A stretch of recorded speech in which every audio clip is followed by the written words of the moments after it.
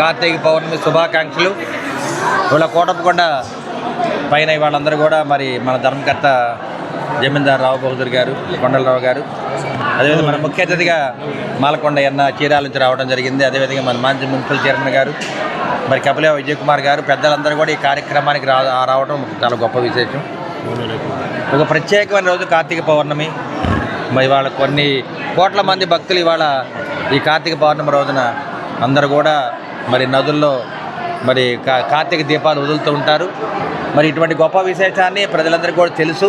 ఇటువంటి కార్యక్రమాల్లో కోటప్పకొండ మీద మరి జమేందర్ గారి ఆధ్వర్యంలో, అదేవిధంగా భక్తుల ఆధ్వర్యంలో మరి వాళ్ళ జ్వాలా తోరణం అన్న దాన్ని మరి వెలిగించడం జరిగింది. ఈ కార్యక్రమానికి వేలాది మంది భక్తులు రావడం జరిగింది. ఒక కార్తీక పౌర్ణమి రోజు ఇవాళ దాదాపు 1,00,000 మంది భక్తులు రావడం జరుగుతుంది.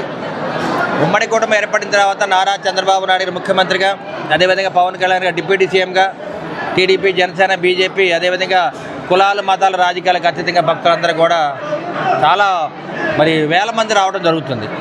అదేవిధంగా పోయిన శివరాత్రి అప్పుడు దాదాపు 25 లక్షల మంది భక్తులు రావడం జరిగింది.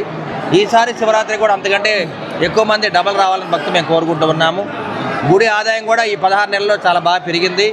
జమీందార్ గారు కానీ, అది మన జిల్లా కలెక్టర్ గారు కానీ, ఎస్పీ గారు కానీ అన్ని విధాల దగ్గరుండి ఏర్పాటు చక్కగా చేయడం జరిగింది.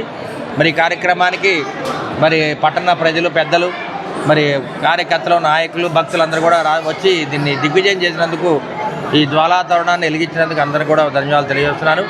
ముఖ్యంగా ఈ కార్యక్రమాన్ని దగ్గరుండి పర్యవేక్షిస్తున్న మరి పట్టణ ఆదివాసీ ప్రముఖులకు, బ్రాహ్మణోత్తములకు, అదేవిధంగా రైతు సోదరులందరూ కూడా మరొకసారి కార్తీక మాస శుభాకాంక్షలు తెలియజేస్తున్నాను.